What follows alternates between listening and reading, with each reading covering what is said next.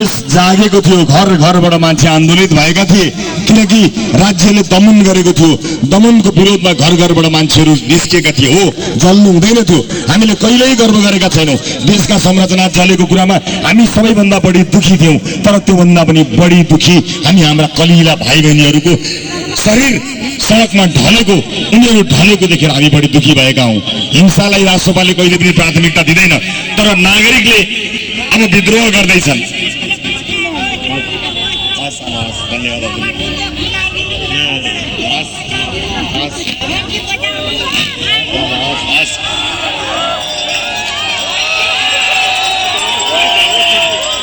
आमाले भन्नुभएको छ देश बचाउनु।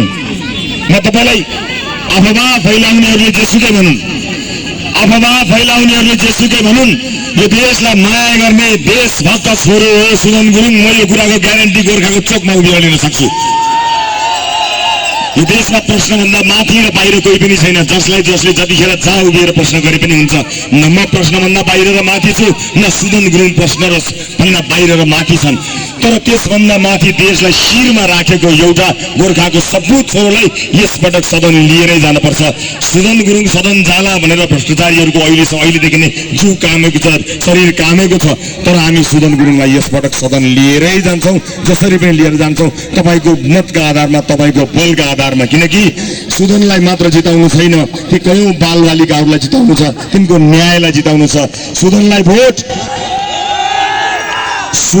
भोट एउटा व्यक्ति जिताउनका लागि होइन, सुदनलाई भोट यो देश जिताउन, देशका जनतालाई जिताउन, गोर्खालाई जिताउनको लागि हो। त्यसकारणले गोर्खाबाट धेरैले जिते, तर गोर्खाले जितेको छैन नि।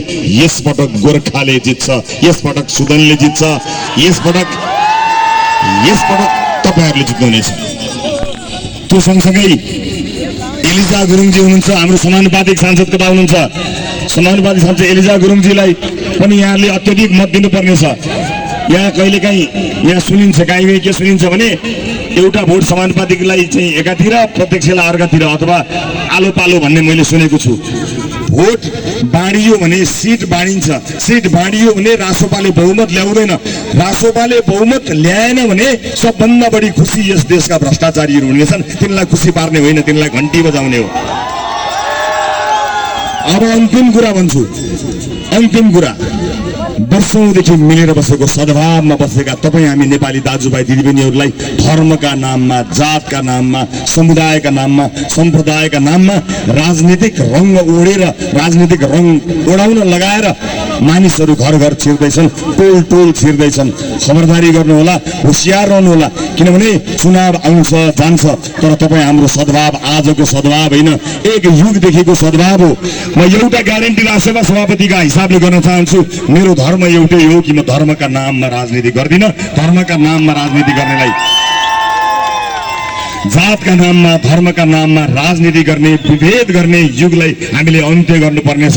किनभने जब उनीहरूले सिङ्गो देशको मन जित्न सकेका छैनन्, त्यसपछि केही जाति, केही समुदाय, केही क्षेत्रभित्र गएर क्षेत्रगत जातीय र धार्मिक राजनीतिको बिउ रोप्दैछन्।